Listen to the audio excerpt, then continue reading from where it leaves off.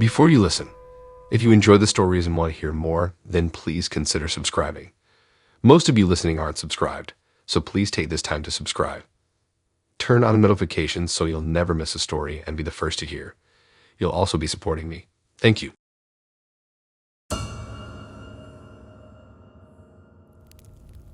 When my ancient flip phone finally died an embarrassing cracked screen death, money was tight trying to stay afloat my first year out of college.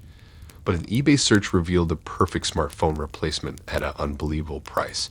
Only $50 for a previous model Pixel in flawless condition. Hard to pass up. The seller had solid reviews, so I clicked buy now, victory dancing around my cramped studio apartment at the thought of joining my generation's obsession with Instagram and YouTube on a practically free device. The phone arrived 4 days after I placed the eBay order, packaged neatly in a plain brown box. When I eagerly sliced it open, I whooped in delight. A seemingly brand new iPhone 12 in perfect condition stared back at me. Powering it on, the startup screens glowed crisp and clear, not a single scratch or scuff mark, marring the glossy outer case and immaculate screen. Sure, the 64 gigabytes memory meant limited storage compared to the latest flagship releases. But as a wanted Instagram foodie blogger on a tight budget, I cared more about the state-of-the-art dual camera system to document my culinary concoctions. This unexpected scoop felt like a major score. No need to embarrassingly beg friends to capture shots of my amateur food styling attempts on their superior devices anymore. Over the next few days, I proudly uploaded all my contacts, selected a cute floral phone case off Amazon to add some signature flair, and joyously downloaded a plethora of photo editing and social media apps. As I experimented with timer modes and filters to snap tempting glamour shots of my homemade dishes, euphoria flooded my veins. Who needed the latest $1,000 iPhone release when I could fake foodie creds just fine with my discounted dynasty? Take that bloated consumerism, I crowed internally. Budget backdoor beaters for the win. But my glee came crashing abruptly Tuesday morning when an authoritative rap at the door jolted me from my steaming mug of coffee. 2 stone-faced detectives stood flanking my doorway, already flashing badges before I could spit out a confused greeting. This phone you purchased recently has been reported as a stolen item now under active investigation, the elder officer stated gruffly. Made me come in and take a look at it. Sudden nausea gripped my gut as the implication hit home. I mutely stepped aside as the detectives entered, the younger one making beelines for my electronics while his partner fired point-blank questions. Where did you obtain an iPhone 12 for such a low price? Heart pounding wildly now, I fetched the eBay purchase receipt with shaking hands, rambling about amazing bulk deals and suspecting it fell off a truck somewhere, though of course I would never condone actual theft. Trapped under the weight of dueling investigative stares, cold horror washed over me as the tech detective compared serial numbers on my phone to some master list of stolen merchandise recently liberated from an encrypted trafficking ring. The 2 men exchanged grave nods. This device undoubtedly matched pilfered stock they were tracking down.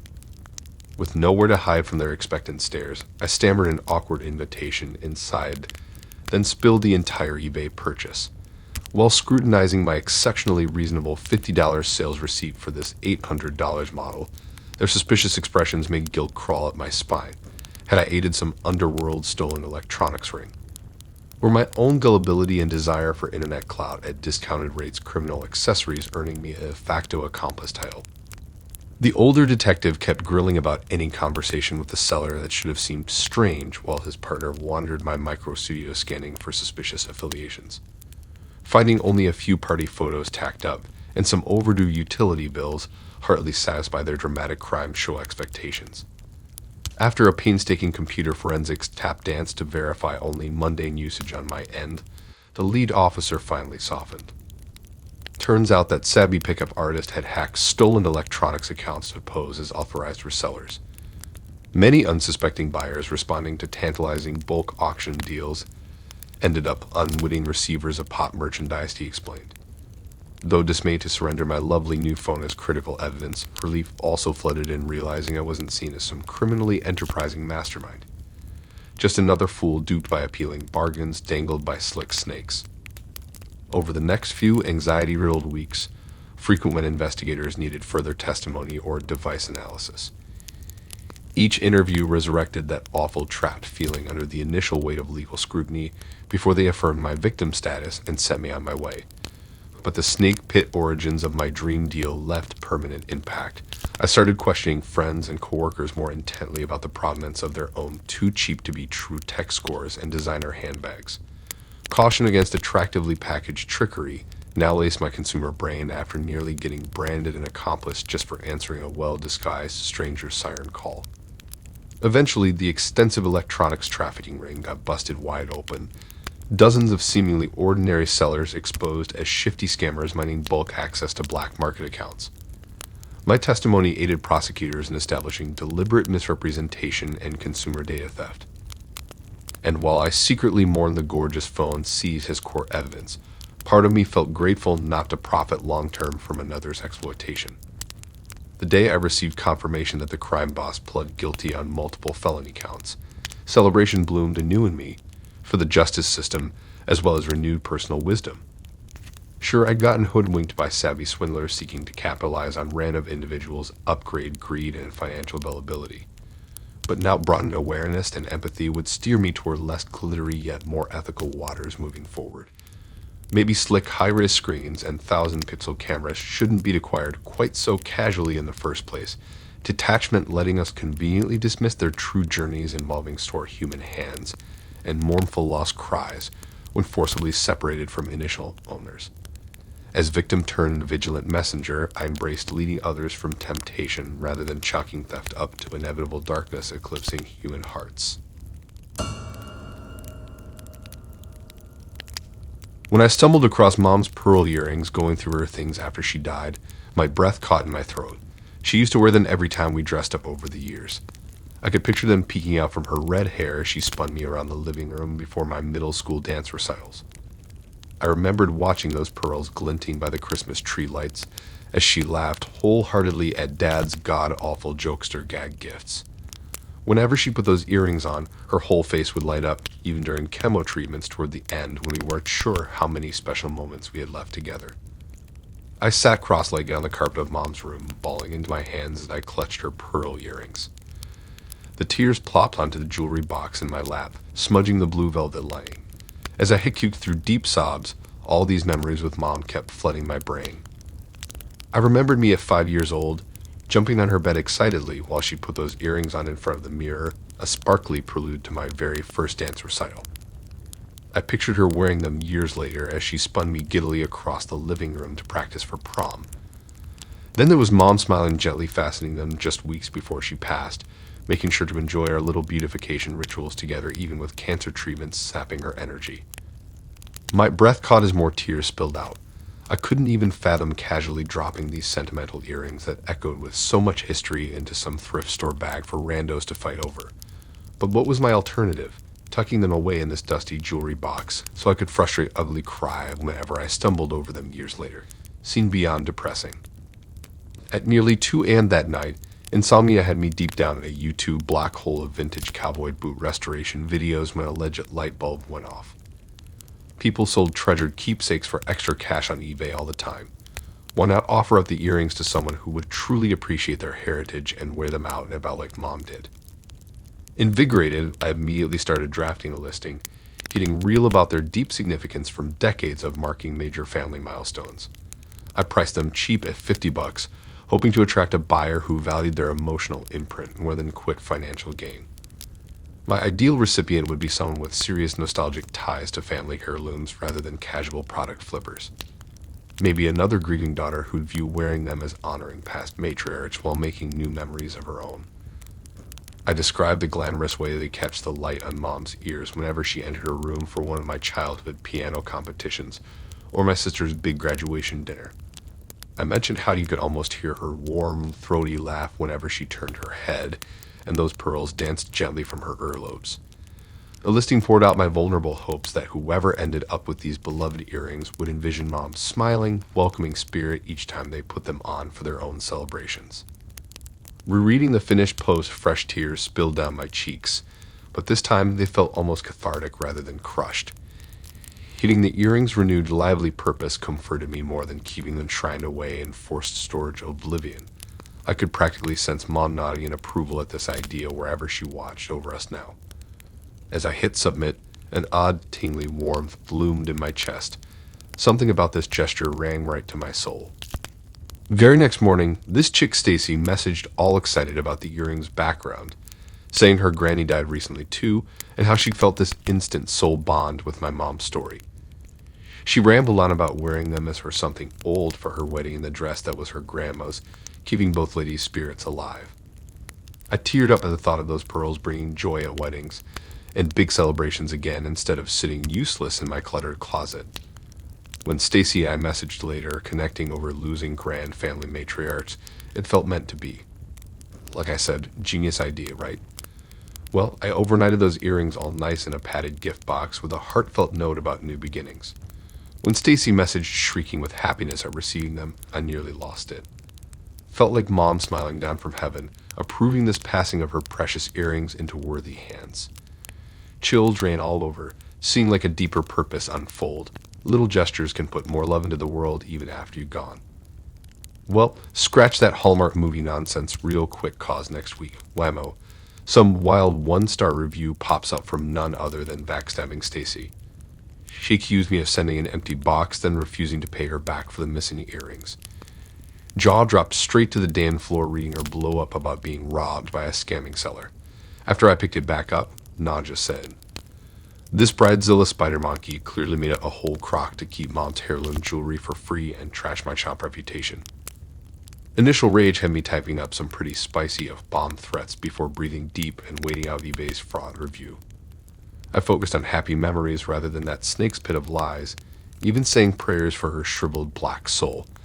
But when eBay finally sided with Scammer Girl based on their proof of delivery technicality policy, oh, Mama did that anger return like a fire hurricane. So the con artist witch got the earrings to pawn for hotel drinks or whatever skank plans she had, and I got my account dinged for failing customers unless I groveled apologies. I tell you what, smoke was billowing out my ears. Who cares if corporate policy lets liars exploit folks online and off? I decided right then. No way was I letting that wench's schemes or some company clause hijack my inner integrity and anosmic joy. After long thought bubbles in the bathtub, I realized no institution owns my moral center except me. So eBay records show what they will to save face and stop Karen tantrums. My peoples know I'd never scam nobody. And that Stacy Leach clearly needs material crap to fill her empty existence. But hey, not my carnival ride. I released attachment to fairness finally, focusing my mojo instead on auctioning Mom's vintage cowboy boots to buyers with authentic hearts. As for those pearl earrings with my history, their soul glow already got transferred safely into new adventures, even if currently adorning a shriveled cringe monster, or lost not seeing their magic shine. But Mom's glowing legacy lives on through me and everyone else touched by her shining memory. Our light don't need no past relics to keep shining bright for the future, y'all.